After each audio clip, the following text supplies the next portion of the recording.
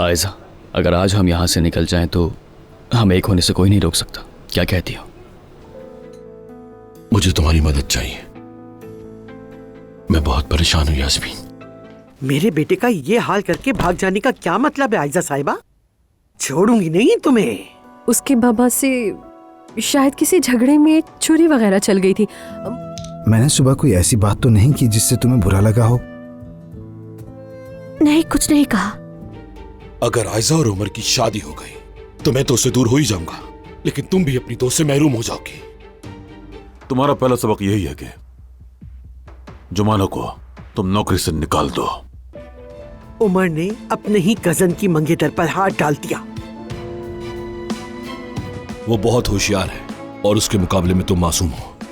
उसने जो मेरे साथ किया है वही वो तुम्हारे साथ करेगी। तुम्हें भी एक तरफ कर दिया जाएगा। यूं भाग के बच नहीं सकोगे। देखो आयजा की अम्मी को, बेचारी को तो कुछ खबर ही नहीं है। कल हमें खाने पर बुलाया है ताकि शादी की बात हो सके। ऐसा पहले क्या हो चुका है तुम्हारे और आयजा के दरमियान? उम्मीद है जो मैं सोच रहा हूं वो सच ना हो।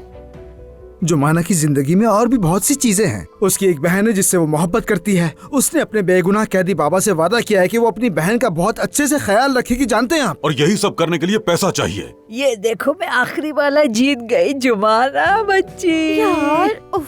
तुम्हारी अम्मी को जो दिखता है वो ये कि वो दादी नहीं बल्कि तुम्हारे गिर्द परवाना बन रही है। हरगिज नहीं।